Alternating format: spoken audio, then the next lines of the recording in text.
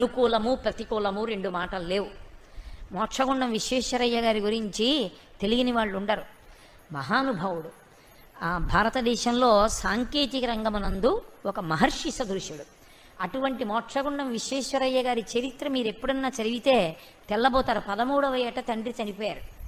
ఆయనకి ఈ సాంకేతిక విద్య ఇంజనీరింగ్ చదువుకోవాలి అని కోరిక. మైసూరులో మేనమామ గారి ఇంటికి వెళ్ళారు. చదువుకోవడానికి, స్కూల్లో చదువుకోవడానికి కూడా డబ్బులు లేవు. చదువుకోవాలి అంతే ఆయన లక్ష్యం.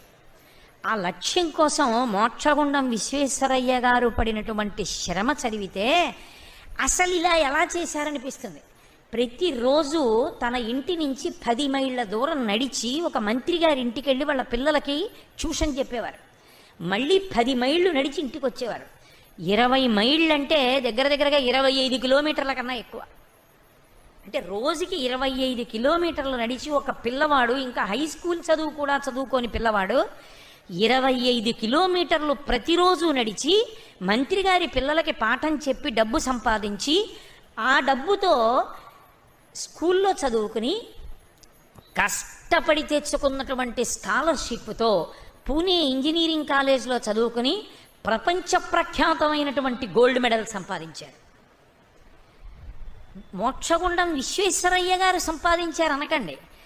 ఆయన సంపాదించడంలో లక్ష్యం మీద నిలబడినటువంటి ఆయన దృష్టి అనుకూలము ప్రతికూలము అన్న రెండిటిని విడిచిపెట్టి లక్ష్యమును సాధించుటయందు మనసు ఎప్పుడూ అదే ప్రహృష్టతతో నిలబడిపోయిందంతే.